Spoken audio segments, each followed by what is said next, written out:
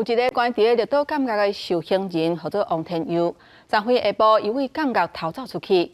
暗时啊，感觉的人员巡逻的时阵，发现讲，那像是因为天气伤寒，伊搁爬围墙啊，偷偷啊，搁走转去，藏伫咧感觉职员宿舍的楼顶尾。目前是已经甲伊抓起来，那后续嘛通知警方移送地检署侦办。绿岛伫暗时冷风一直口，路的拢无半人，真侪店拢提早休困。民众厝内门窗拢关密密，因为绿岛监狱有一个受刑人王天佑逃走。绿岛乡公所希望乡民厝内门窗拢关起来，暗时尽量莫一个人出门。晚上要注意自身的安全。那因为人员脱逃的时候，很有可能为了食物或是什么，会出来外面偷或是抢夺。那这样子的话，可能会危及百姓的安全，所以我们就跟监狱也保持了联系。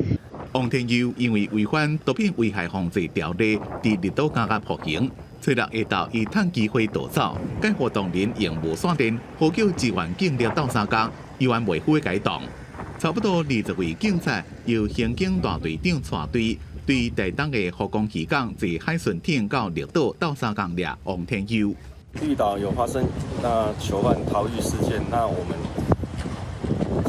载运台东县警察局、刑大还有分局侦查队人员前往绿岛，协助做搜捕的动作。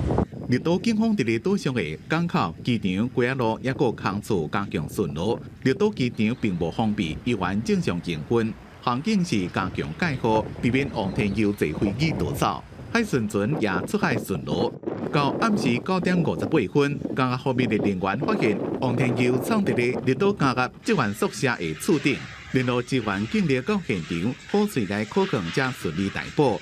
警方讲，天气冷，海风透，王天佑只敢若穿雨满底裤，戴一顶碰西帽啊，敢若是因为寒假挡袂牢，结果家己并墙转去监狱。公司新闻综合报道。